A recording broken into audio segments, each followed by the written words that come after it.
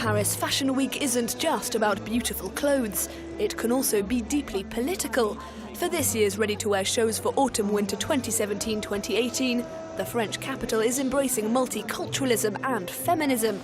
At the Palais de Chaillot, Hiver Ackerman opens his show with 3 black models, striding down the catwalk to the sound of Nina Simone. It was pared down, marvellous, with those golden lines. He's always got such wonderful details, all those little jackets. There was something historical there. It was extremely delicate. It's great to see. This year, Paris can boast a new record. 34 of the 82 designers presenting their work are women.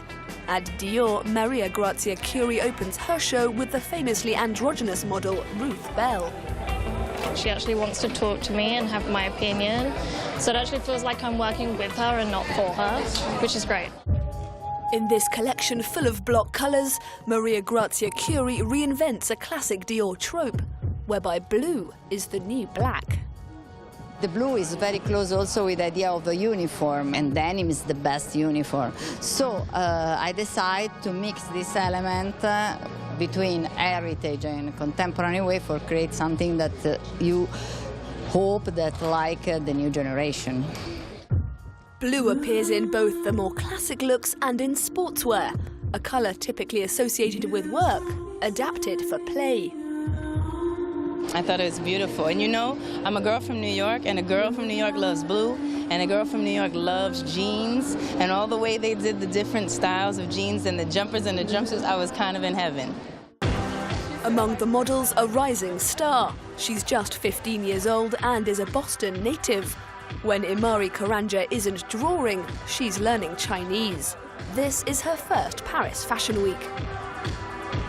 I've been in the US for a very long time, so it's just good to see other cultures and see how other people and designs of the other designers from other countries, how they do their things and how it compares to the United States. Dior once again is wearing its feminism on its sleeve, with a rallying cry for social, economic and political equality.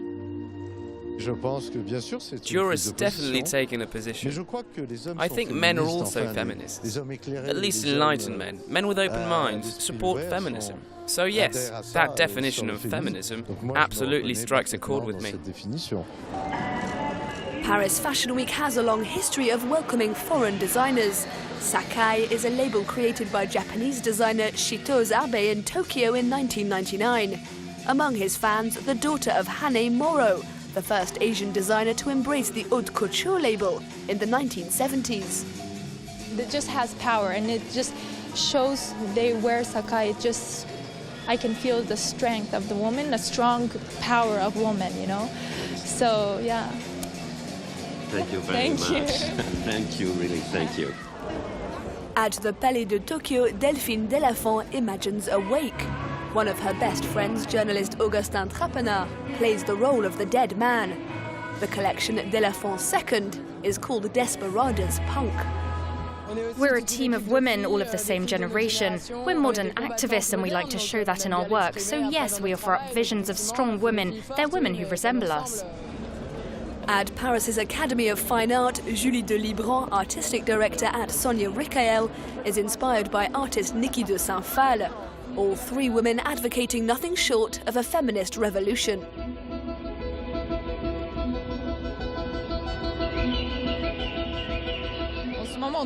Right now, everything's a response to what's happening in the wider world. All these messages of love. Well, we need that, don't we? If not, well, the times we're living through can get a bit too hard to deal with. For his second collection at the helm of the House of Saint Laurent, Anthony Vaccarello has once again opted for disorder over elegance as far as the setting is concerned. At first, the clothes look like luxury daywear, but as the daughter of film director Ridley Scott explains, there's a little more to it than that. I thought that the line work was really attractive, you know. I thought it was incredible. When he did the sequins on the corners of the dress, you know what I'm talking about? The short dresses, those all followed the line because it went from vertical to horizontal, you know. And then you see the surrounding too and the scaffolding, and it all has very geometrical lines. Meanwhile, in the Great Hall of the Grand Palais, Karl Lagerfeld at Chanel is putting on an eye-watering spectacle. The catwalk takes the models around the base of a giant rocket. The palette is iridescent and the cuts futuristic. An homage perhaps to Thomas Pesquet, the French astronaut currently on a mission to the International Space Station. Going in the air was in the air. But it's a fantasy about the air for the Earth. I think it's very down to earth at the same time. The metal touches, what the French call la voie lactée, skies at night and all that, with a touch for the future, I hope. In Paris, the designers have spoken. At its best, fashion is about activism. It's about bringing people, countries, and sometimes even different planets together.